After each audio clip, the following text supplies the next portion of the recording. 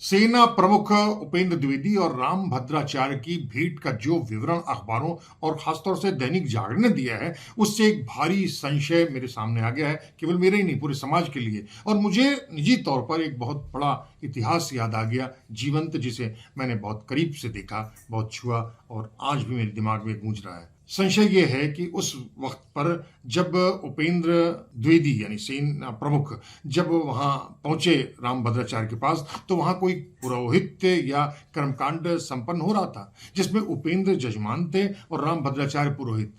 और अगर ऐसा हुआ था तो वह अनुष्ठान था क्या और उसका औचित्य क्या था, ये सवाल बहुत जरूरी है और समझना बहुत जरूरी है। हनुमान चालीसा का प्रतिदिन पाठ करोगे बीमार नहीं पड़ोगे।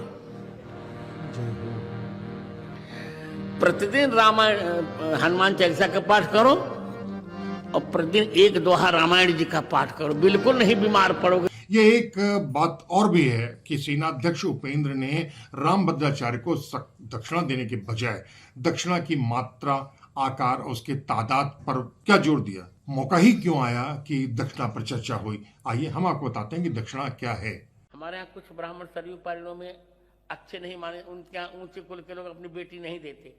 उपाध्याय और चौबे, त्रिगुणायत, दीक्षित और पाठक। लेकिन पहले समझ लीजिए कि अगर राम भद्राचार्य ने कोई मांग कर दी दक्षिणा के तौर पर, तो वह खुद को शास्त्र विज्ञ कहते हैं। और फिर अगर राम भद्राचार्य ने ऐसी कोई मांग कर दी जो दक्षिणा मांग के तौर पर मांग रहे थे, तो ये और भी भयावह है। खासतौर पर तब वह शास्त्र विज्ञ हैं, उन्हें बहुत अच्छी तरह पता होगा। इनको इसलिए अधम मानते हैं हम लोग कि इन्होंने विद्यार्थियों से पैसा लेकर पढ़ाया। दक्षिणा मांगने का विधान और तरीका शास्त्रों में बिल्कुल स्पष्ट है कि दक्षिणा नहीं मांगा जा सकता। दक्षिणी ली जाती है, दक्षिणा दी जाती है, लेकिन इसके उद्देश्य, समय और मर्यादा भी बिल्कुल स्पष्ट है। दक्षिणा का अर्थ होता है यथाशक्ति गुरु, ऋषि, पुरोहित, यज्ञकर्ता या धार्मिक कार्यकर्ता को श्रद्धापूर्वक दिया गया मान, आर्थिक आभार। यज्ञ, हवन या किसी धार्मिक अनुष्ठान के बाद ऋतिज्यों व पुरोहितों को दक्षिणा देना अनिवार्य है, लेकिन मांगना नहीं, बिल्कुल नहीं। गुरु शिष्य परंपरा में शास्त्र सम्मत गुरु दक्षिणा ज्ञान की पूर्णता का प्रतीक है। विद्यार्थियों को चाहिए कि वह अपनी श्रद्धा और सामर्थ्य के हिसाब से आचार्य को दक्षिणा दे। भगवान स्वयं कहते हैं कि जो व्यक्ति गुरु को उचित दक्षिणा नहीं देता है वह ज्ञान अधूरा होता है। लेकिन उचित दक्षिणा इसको तय कौन करेगा? ब्राह्मण नहीं करेगा। लेकिन उपेंद्र द्विवेदी ने कोई दीक्षा तो नहीं ली, न ही कोई राम भद्राचार्य ने किसी को दीक्षा दी, या फिर यह कोई धार्मिक अनुष्ठान भी तो नहीं होता। ऐसी हालत में यह भयानक अपराध कर दिया है राम भद्राचार्य ने। स्वार्थ, लालच और मजबूरी में जबरन मांगना शास्त्र विरुद्ध और अपवित्र माना जाता है। बिना किसी सेवा कार्य किए धन लेना, ढोंग के नाम पर पैसा लेना, ढोंग के नाम पर कोई चीज मांगना, दक्षिणा लेना कोई अधर्म। ढोंग के नाम पर इस तरीके के स्वार्थ पालना यह दक्षिणा नहीं है बल्कि अधर्म है। लेकिन राम भद्राचार्य ने यह अपराध कर दिया है। तैत्तरीय उपनिषद सबसे बड़ा महत्व माना जाता है। तैत्तरीय उपनिषद जैसे कई ग्रंथों में दक्षिणा को देने की बात कही गई है जो कृतज्ञता और सम्मान के तौर पर है, लेकिन कभी भी कृतज्ञता और सम्मान मांगा नहीं जाता है, स्वीकार किया जाता है उसकी क्षमता के हिसाब, अपने जजमान के हिसाब से। लेकिन शर्मनाक है कि राम भद्राचार्य को इसका एहसास ही नहीं, क्योंकि वह राजनीतिक लिप्सा और लालच में इतनी बुरी तरीके से डूब चुके हैं कि अनैतिकता ने उनकी आंखों पर बाकायदा एक मोतिया बिंद चढ़ा दिया है। उन्हें अब दिखता ही नहीं। लेकिन यह नहीं है कि लालच का मोतिया बिंद राम भद्राचार्य पर अचानक चढ़ गया है, बल्कि धन के प्रति उनका लालच हमेशा से ही उन पर चढ़ा हुआ था। वो भले ही शरीर से अंधे हो चुके हों, लेकिन उनके नाम पर, उनके आंखों पर आज भी, उनके दिल दिमाग पर हमेशा से ही वो मोतिया बिंद चढ़ा हुआ है।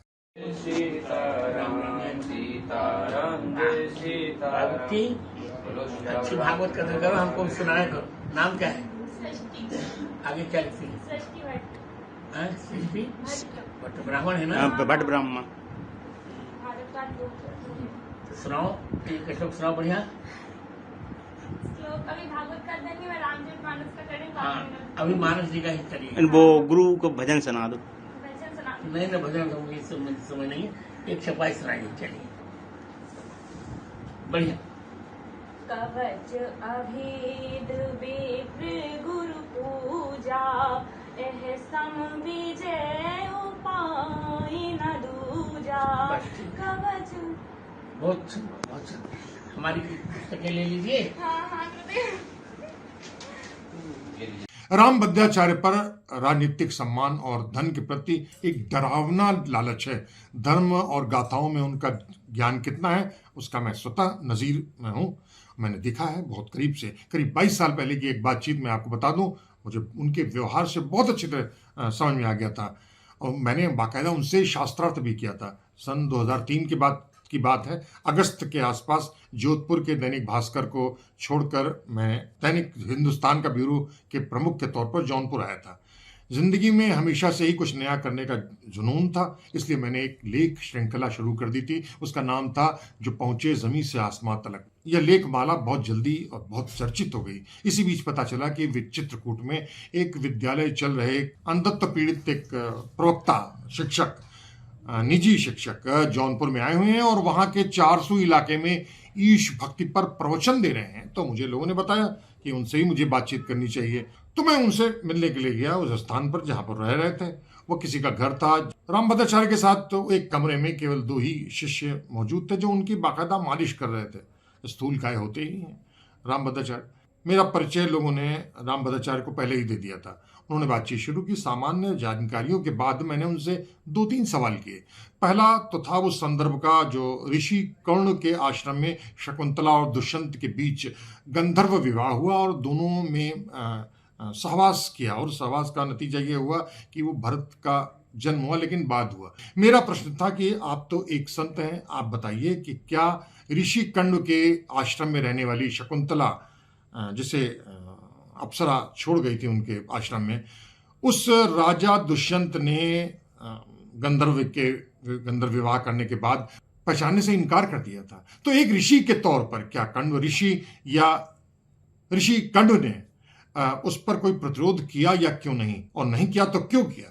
दूसरी बात यह थी कि दिव्य दृष्टि रहने के बावजूद ब्राह्मण ऋषि दुर्वासा ने किशोरी शकुंतला को श्राप क्यों दिया कि वो जब दुष्यंत से मिलेगी तो दुष्यंत भूल जाएंगे। मेरे सवाल को तो पहले तो राम भद्राचार्य टालते रहे। उनका कहना था कि शास्त्र है और इतिहास है, उसके पीछे पुराण है और यूं ही नहीं कर दिया गया है। मैंने पूछा कि तर्क बताइए कि आखिर कण्व ने या दुर्वासा ने उस पूरे में उस शकुंतला के साथ सहयोग क्यों नहीं किया, दुष्यंत को दंडित करने की कोशिश क्यों नहीं की? उनको श्राप भी दे सकते थे, उनको किस तरीके से समाज में निर्वस्त कर सकते दुष्यंत के उस हरकत को। लेकिन काफी बात कहने के बावजूद अंततः राम भद्राचार्य ने स्वीकार कर लिया कि मैं जो कह रहा हूं बिल्कुल ठीक है। उन्होंने स्वीकार किया कि कण्व ऋषि व दुर्वासा ऋषि ने अपने धर्म और अपने दायित्व का पालन नहीं किया। इतना ही नहीं, उन्होंने ये भी स्वीकार कर लिया कि उन दोनों का यह व्यवहार, यानी कण्व ऋषि और दुर्वासा ऋषि का यह व्यवहार धर्म विरुद्ध है। उनके इस व्यवहार से समाज को एक नैराश्य भाव उन दोनों ने दे दिया, जो एक शिक्षक के लिए शर्म का विषय है, और अगर मैं होता तो वहां कोशिश करता। अलग बात है।